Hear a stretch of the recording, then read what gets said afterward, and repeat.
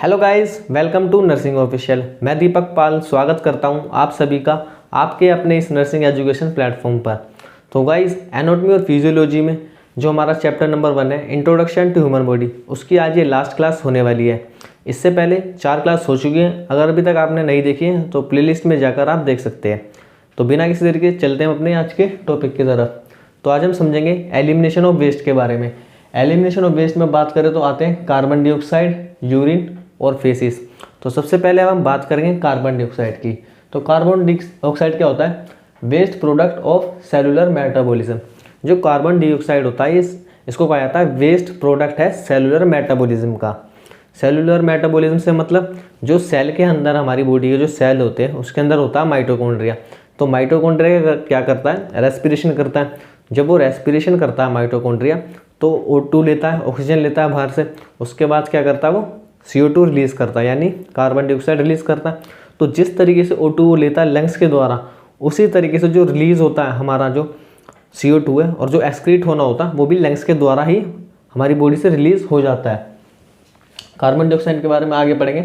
It must be excreted in appropriate amount to maintain pH within normal range.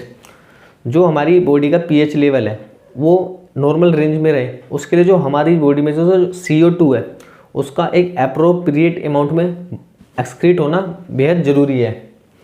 The main route of CO2 excretion is through lungs during expiration. जो हमारा CO2 release होता है तो वो expire होता है बाहर, हम उसको निकालते हैं, तो किसके द्वारा होता है? लंग्स के द्वारा होता है। जो मेन रूट है उसका, जो मेन जो सोर्स है उसको निकलने का, बाहर निकलने का CO2 का, तो वो क्या है कि लंग्स। जैसे कि हम इनहेल करते हैं ऑक्सीजन तो लंग्स के द्वारा, और जब CO2 को एक्सहेल करेंगे तो वो भी लंग्स के द्वारा। अब बात करेंगे हम यूरिन की। तो urine consist of water and waste product mainly of protein breakdown. तो यूरिन किस चीज़ से मिलकर बनता है? जो वाटर और जो वेस्ट प्रोडक्ट होते हैं। कैसे वेस्ट प्रोडक्ट? जो मेनली प्रोटीन के ब्रेकडाउन से बने होते हैं, जो एब्जॉर्ब नहीं होते। तो इसका एक एग्जाम्पल है यूरिया। तो ये क्या करते हैं कि स्टोर हो जाते हैं ब्लैडर में। Bladder stores urine until it is excreted during micronutrition. जो हमारी शरीर में, जो बॉडी के अंदर जो वेस्ट पार्ट होता है फ्लूइड, तो वो क्या होता है? स्मॉल इंटेस्टाइन में जाकर वहाँ पर क्या है कि माइक्रो न्यूट्रिशन एब्जॉर्ब हो रहे होते हैं वहाँ पे, जो उनके साइड में जो बोल होती है उसके द्वारा। लेकिन जो यूरिन होता है वो क्या करता है? ब्लैडर में जाकर स्टोर हो जाता है, और उसके बाद वहाँ से रेक्टम के, उसके बाद जो एनस के रास्ते हैं वहाँ से क्या है कि एक्सक्रीट हो जाता है। अब बात करेंगे फेसिस की। तो फेसिस का एक वर्ड है हिंदी के मल, जिसे कहते हैं मल।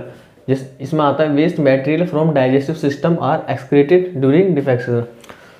तो क्या है कि जो मल होता है, जो हम फूड लेते हैं, जो उसमें से जो बच जाता है जो एलिमेंट्री कैनाल के अंदर, जिसे हमारी बॉडी एब्जॉर्ब नहीं करती है, तो उसी को कहा गया है मल या faces. It contains indigestible food residue that remains in alimentary canal because it can not be absorb and large number of microbes. तो इसमें बताया गया है जो हम फूड इनटेक लेते हैं उसके अंदर जो हमारा जो एक्स्ट्रा बच जाता है रेजिड्यू, जो हमारी बॉडी एब्जॉर्ब नहीं करती है, तो जो वेस्ट होता है वो क्या करता है कि एब्जॉर्ब नहीं होता, तो वो बाहर निकल जाता है रेक्टम के द्वारा, और उसी को कहा गया मल यानी फेसिस। अब हम बात करेंगे प्रोटेक्शन अगेंस्ट एक्सटर्नल इन्वायरमेंट। ये काफ़ी इंपॉर्टेंट है आपके एग्जाम पॉइंट ऑफ व्यू से। एक तो प्रोटेक्शन अगेंस्ट एक्सटर्नल इन्वायरमेंट और मेन फीचर्स ऑफ एजिंग, और ये mechanism that commonly cause disease. तो तीनों को आप ध्यान से सुनना, जिससे कि आपको एग्जाम में आप अच्छे से लिख पाएँ, क्योंकि ये 5-5 नंबर के क्वेश्चंस आ जाते हैं सीधा।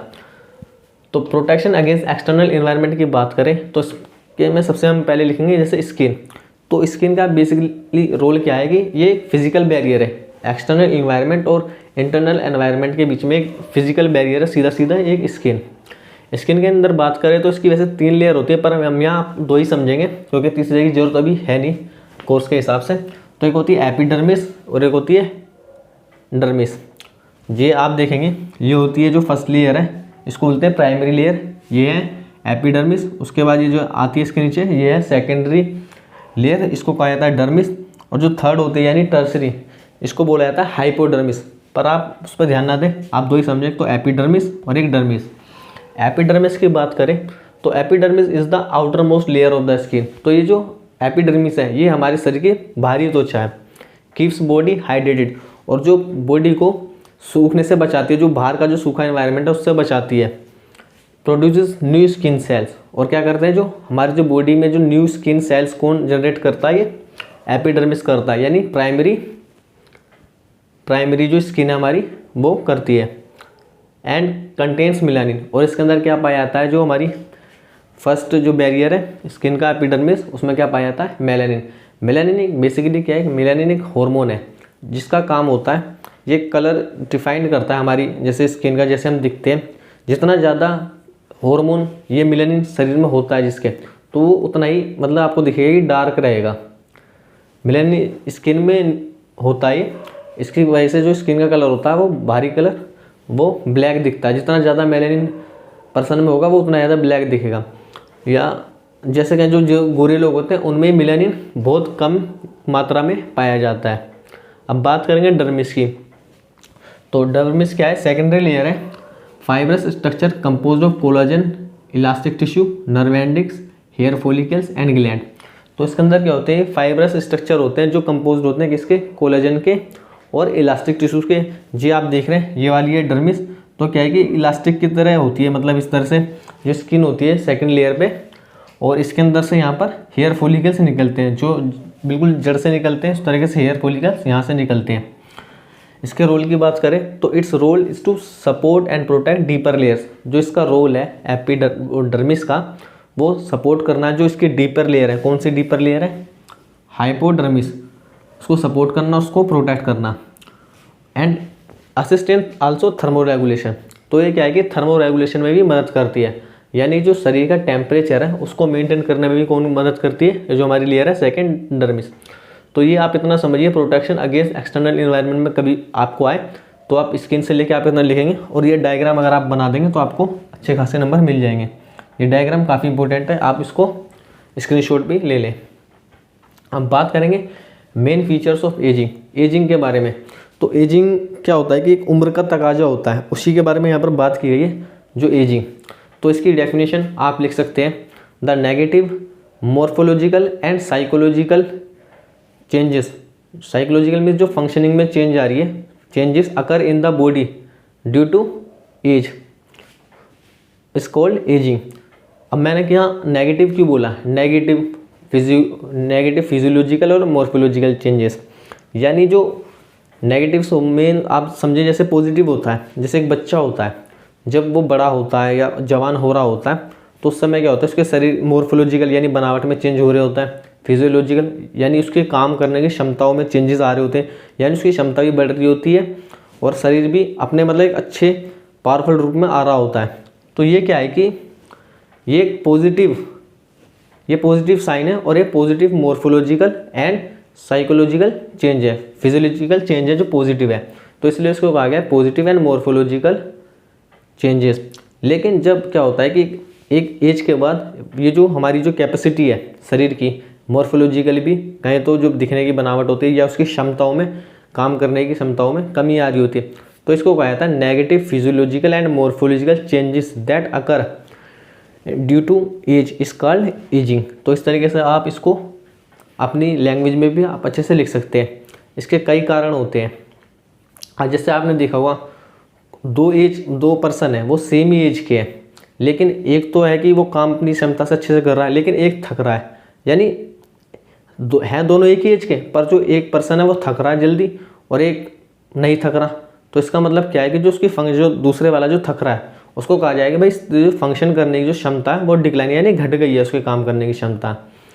और क्या होता है कभी कभी कि जैसे दो एक ही सेम के पर्सन है, उनके क्या होता है कि एक तो होता है कि काम करने की क्षमता कम हो जाती है किसी की, और किसी कैसे क्या होता है कि वो मतलब ऐसा हो जाता है कि वो जेनेटिक ही होता है कि मतलब वो बूढ़ा जल्दी दिखने लगता है, या फिर कहें कि जो उसका जो आसपास का एनवायरनमेंट होता है उस तरीके से वो उसमें अफेक्ट करता है, या फिर उनकी कोई पुअर हैबिट्स होती है, जो पुअर ईटिंग हैबिट होती है, पूरे हेल्थ हैबिट होती है, या वो जिससे कि एक्सरसाइज नहीं करते। तो इस तरीके से आप इसको आप अपने उसमें बना के लिख सकते हैं। तो आप इसमें कई पॉइंट लिख सकते हैं, जैसे कि डेफिनेशन हो गई, उसके लाइफ स्टाइल के बारे में लिख सकते हैं, और फीचर्स होते हैं कि भाई किस एज में क्या क्या देखने को मिलता है। तो इस तरीके से आपको ये लाइनें बनानी होती है, जैसे मेन फीचर्स ऑफ एजिंग। तो जैसे क्वेश्चन आ गया, कोई भी टॉपिक आता है तो आपको क्या होता है कि उसकी बेसिक नॉलेज होनी चाहिए कि किस बारे में बात हो रही है और उसको आप कैसे इलेबोरेट कर सकते हैं। तो ये था मेन फीचर्स ऑफ एजिंग। एक तरह से उम्र का तकाजा समझिए, किसी भी रूप में जो होता है, ये चेंजेस होते हैं, चाहे वो पॉजिटिव चेंजेस हो या नेगेटिव चेंजेस हो, उसके मतलब अलग अलग डायमेंशंस को आप वहाँ पर डिफाइन करिए। अब बात करें mechanism that commonly cause disease, जो मैकेनिज्म कॉमनली जो कॉमनली आमतौर पर डिसीज़ करती हैं, ऐसे कौन कौन से मैकेनिज्म हैं। लेकिन जेनेटिक एबनॉर्मलिटीज़, जेनेटिक एबनॉर्मलिटीज़ क्या होती है, जो मतलब एक हमारे मतलब पीढ़ी से ही हमें मिल जाती है, जो हमारे मतलब डीएनए में ही होती है, तो जेनेटिक एबनॉर्मलिटीज़ होती है। या अगर नहीं भी होती है तो हम बाहर से इनहेरिटेड कर देते हैं, या एक्वायर्ड या किसी से हम बाहर से हमारी अपनी मतलब खुद की एनवायरनमेंट से, हमारी हैबिट की वजह से वो हमारे अंदर आ जाती है।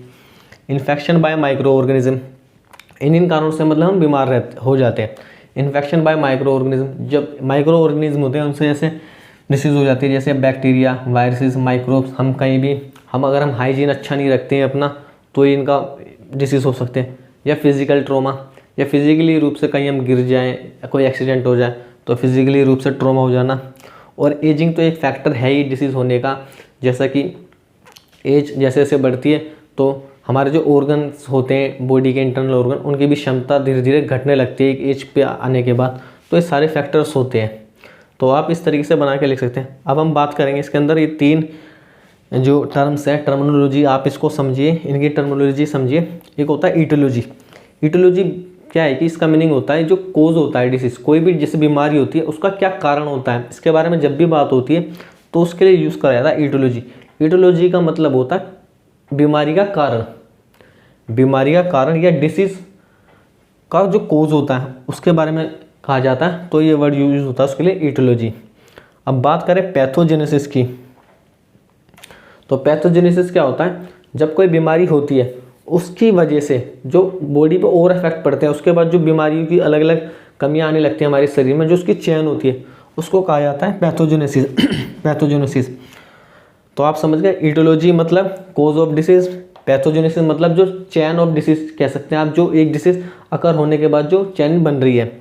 और प्रोग्नोसिस होता है जब एक वो आपने वर्ड सुना होगा डायग्नोसिस, डायग्नोसिस होता है किसी के साइन और सिम्टम देखकर बीमारी का पता लगाना कहा जाता है डायग्नोसिस। जब आप जाते हैं डॉक्टर के पास तो डॉक्टर क्या करता है, साइन एंड सिम्टम देखता है, उसके बाद अपना एक डायग्नोस करता है और पता लगाता है कि कौन सी डिजीज़ है।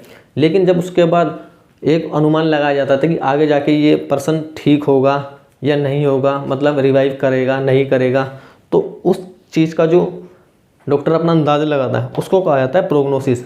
प्रोग्नोसिस मतलब वर्ड ये यूज़ भी होता है अलग अदर टर्म में भी, पर यहाँ पर इसका मतलब ये है कि जो बीमारी है उसका आगे जाके क्या मतलब लेवल आना है या वो किस तरीके से क्यूर हो पाएगी, तो इसका मतलब है प्रोग्नोसिस।